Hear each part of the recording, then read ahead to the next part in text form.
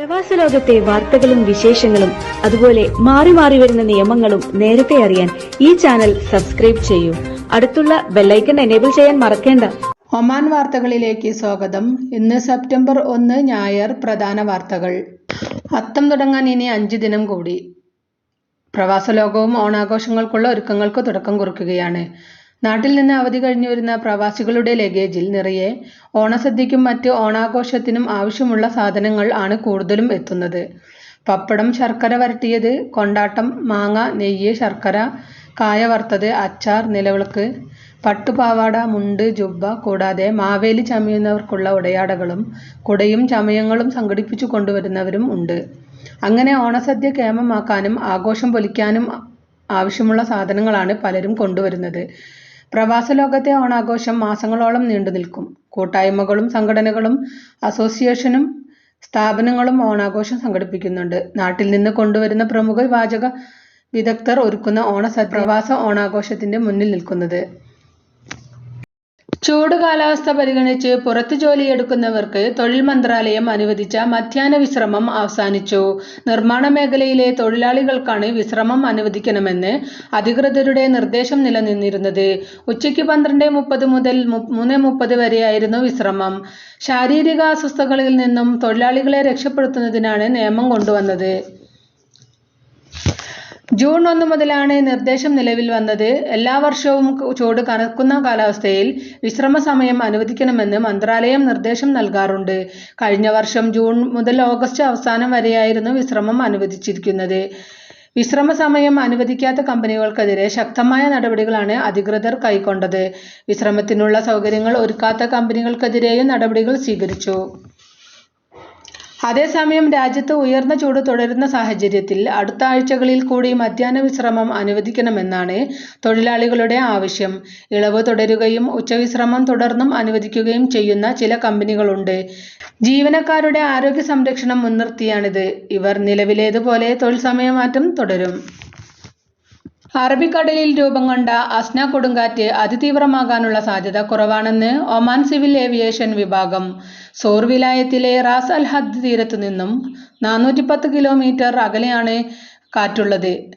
ഏറ്റവും അടുത്തുള്ള മഴമേഘങ്ങളുടെ ദൂരം 210 കിലോമീറ്ററാണ്. കാറ്റിന്റെ വേഗത 35 മുതൽ 45 നോട്ട് വരെയാണ്. ഒമാന്റെ ഭാഗത്തേക്ക് ദിശ മാറിയിട്ടുള്ള ന്യൂനമർദ്ദം ചൊവ്വാഴ്ച പുലർച്ചെയോടെ ദുർബലമാകുമെന്നാണ് പ്രതീക്ഷിക്കുന്നതെന്നും കാലാവസ്ഥാ നിരീക്ഷണ കേന്ദ്രം അറിയിച്ചു. ഇന്നും നാളെയും മസ്കത്ത്, തെക്ക് വർക്ക് ഷർക്കിയ ഗവർണറേറ്റുകളിലും അൽവുസ്ത ഗവർണറേറ്റിന്റെ ചില ഭാഗങ്ങളിലും മഴ ലഭിക്കും. 30 മില്ലിമീറ്റർ വരെ മഴ പെയ്തേക്കുമെന്ന് 55 കിലോമീറ്റർ വരെ വേഗതയിൽ കാറ്റ് വീശുമെന്നും വാദികൾ നിറഞ്ഞൊഴുകാൻ സാധ്യതയുള്ളതിനാൽ ജാഗ്രത പാലിക്കണമെന്നും അധികൃതർ നിർദ്ദേശിച്ചു. ഒമാൻ കടലും അറബിക്കടലും വരും മണിക്കൂറുകളിൽ പ്രക്ഷുബ്ധമാകും. തിരമാലകൾ 3 മുതൽ 5 മീറ്റർ വരെ ഉയരാനിടയുള്ളതിനാൽ താഴ്ന്ന പ്രദേശങ്ങളിൽ വെള്ളം കയറാനും ഇടയാക്കും. കടലിൽ പോകുന്നവർ സുരക്ഷാ മുന്നറിയിപ്പുകൾ ശ്രദ്ധിക്കണം. തിര ഉയരുന്ന സമയങ്ങളിൽ കടലിൽ പോകുന്നത് ഒഴിവാക്കണമെന്നും അധികൃതർ നിർദ്ദേശിച്ചു. രാജ്യത്ത് ചെമ്മീൻ സീസൺ ഇന്ന് ആരംഭിക്കും. കടലിൽ നിന്ന് വലിയ ചെമ്മീനുകൾ പിടിക്കുന്നതിന് ഏർപ്പെടുത്തിയ 2 മാസത്തെ വിലക്ക് ഫിഷറീസ് മന്ത്രാലയം എടുത്തുകളഞ്ഞു. സെപ്റ്റംബർ മുതൽ നവംബർ അവസാനം വരെയുള്ള കാലയളവിലാണ് കൊഞ്ച് സീസണായി കണക്കാക്കുന്നത്. ചെമ്മീൻ പിടിക്കുന്ന പരമ്പരാഗത മത്സ്യത്തൊഴിലാളികൾ നിയമങ്ങൾ പാലിക്കണമെന്നും നിർദ്ദേശം നൽകി. വിലക്ക് നീങ്ങിയതോടെ രാജ്യത്തിന്റെ വിവിധ ഭാഗങ്ങളിൽ ചെമ്മീൻ ബന്ധനത്തിനായി മത്സ്യത്തൊഴിലാളികൾ ഒരുങ്ങിയിരിക്കുകയാണ്. അൽവുസ്ത, ധോഫാർ, തെക്കൻ ഷർക്കിയ തുടങ്ങിയ മേഖലകളിലാണ് ഏറ്റവും കൂടുതൽ ബന്ധനങ്ങൾ നടക്കുക. നീണ്ട 60 ദിവസത്തെ ഇടവേളയ്ക്ക് ശേഷം വൻ ചാകര ലഭിക്കുമെന്ന പ്രതീക്ഷയിലാണ് രാജ്യത്തെ മത്സ്യത്തൊഴിലാളികൾ. ധാക്ക വാട്ടർ ഫ്രണ്ട് വികസന പദ്ധതി പ്രഖ്യാപിച്ച് ധോഫാർ നഗരസഭ. 2973 മീറ്റർ നീളത്തിൽ 92,650 ചതുരശ്ര മീറ്റർ വിസ്തീർണമുള്ള പദ്ധതി എല്ലാവിധ സൗകര്യങ്ങളോടു കൂടിയാണ് നടപ്പിലാക്കുന്നത്. നടപ്പാത, സൈക്കിൾ പാത, ഇരിപ്പിടങ്ങൾ, അടിസ്ഥാന സൗകര്യങ്ങൾ, ടോയ്ലറ്റുകൾ, പ്രാർത്ഥനാ ഹാൾ തുടങ്ങിയവ പദ്ധതിയിൽ ഉൾപ്പെടും. ഗവർണറേറ്റിന്റെ മുഖച്ഛായ മാറ്റുകയും ടൂറിസത്തെ പ്രോത്സാഹിപ്പിക്കുകയും ചെയ്യുകയാണ് ധോഫാർ നഗരസഭ ധാക്ക വാട്ടർ ഫ്രണ്ട് പദ്ധതിയിലൂടെ ലക്ഷ്യം വയ്ക്കുന്നത്. ഖരീഫ് കാലം അവസാനിക്കാൻ ദിവസങ്ങൾ ബാക്കിയുണ്ടെങ്കിലും ഗൾഫ് നാടുകളിൽ സ്കൂൾ അവധിക്കാലം കഴിയുന്നതിനാൽ ധോഫാറിൽ നിന്നുള്ള മടക്കയാത്രയിലാണ് കുടുംബങ്ങളായെത്തിയ സഞ്ചാരികൾ. 2 ആഴ്ച വരെ ധോഫാറിൽ ചെലവഴിച്ചാണ് ഇവരിൽ പലരും മടങ്ങിയെത്തുന്നത്. കുട്ടികളുമായി യാത്ര ചെയ്തവരാണ് ഇപ്പോൾ മടക്കയാത്ര നടത്തുന്നവരിൽ ഭൂരിഭാഗവും. രാത്രി കാലങ്ങളിലാണ് കൂടുതൽ പേരും യാത്രയ്ക്കായി തിരഞ്ഞെടുക്കുന്നത്. വാഹനങ്ങൾ കുറയുന്നതിനും പകൽ സമയത്തെ ചൂടിൽ നിന്ന് രക്ഷ നേടുന്നതിനുമാണിത്. എങ്കിലും നിരവധി വാഹനങ്ങൾ ഇത്തരത്തിൽ രാത്രി യാത്രയ്ക്ക് തിരഞ്ഞെടുക്കുന്നതിനാൽ റോഡിൽ തിരക്കേറിയിട്ടുണ്ട്. മടക്കയാത്രകളിലും സുരക്ഷിതമാക്കണമെന്നും ഗതാഗത സുരക്ഷാ നിർദ്ദേശങ്ങൾ പാലിക്കണമെന്നും സുരക്ഷാ അധികൃതർ നിർദ്ദേശിക്കുന്നു.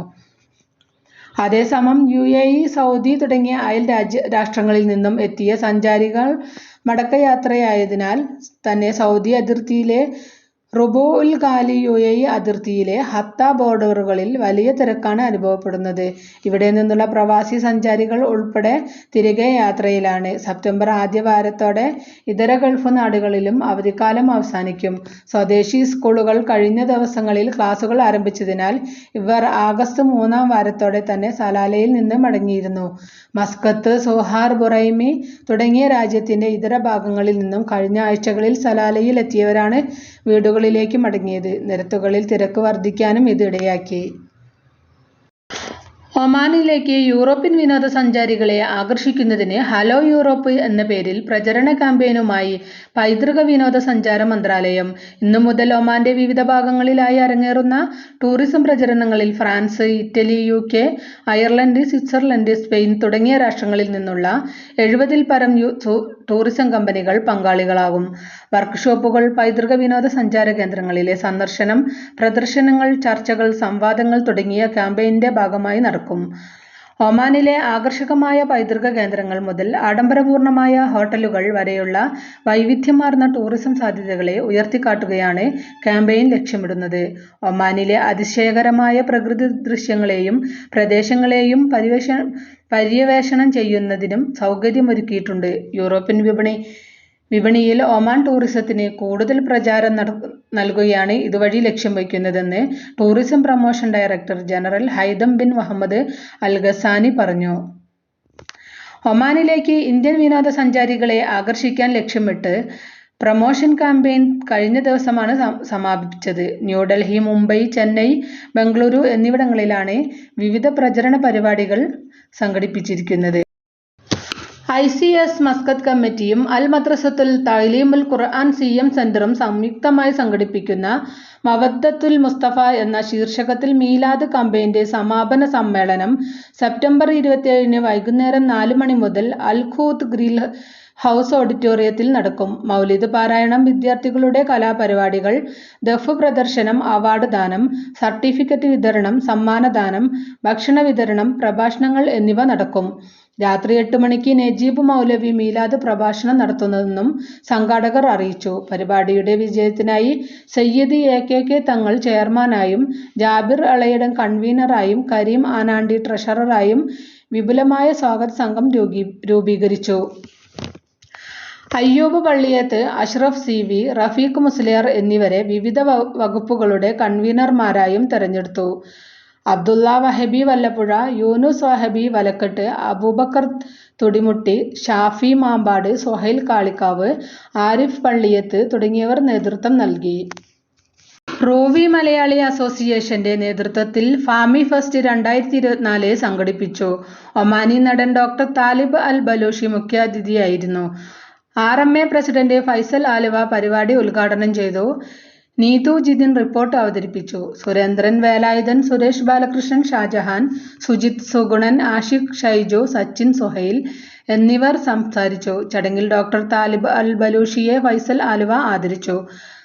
RMA കുടുംബാംഗങ്ങൾ അവതരിപ്പിച്ച വിവിധ കേരളീയ നാടൻ കലാരൂപങ്ങളും നൃത്തം, പാട്ട്, കഥ, കഥപറയൽ, ഫാഷൻ ഷോ, ഗെയിംസ്, ഗാനമേള, മിമിക്രി, മെന്റലിസം ഷോ എന്നിവയും അരങ്ങേറി. SSLC പരീക്ഷയ്ക്ക് ഉന്നത വിജയം നേടിയ റൂവി മലയാളി അസോസിയേഷൻ അംഗങ്ങളുടെ മക്കൾക്ക് മൊമന്റോ സമ്മാനിച്ചു.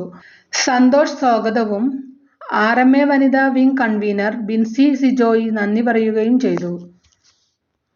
ഇതോടുകൂടി വാർത്തകൾ ഇവിടെ അവസാനിക്കുന്നു. കൂടുതൽ വാർത്തകളും വിശേഷങ്ങളുമായി വീണ്ടും കാണാം. നന്ദി, നമസ്കാരം.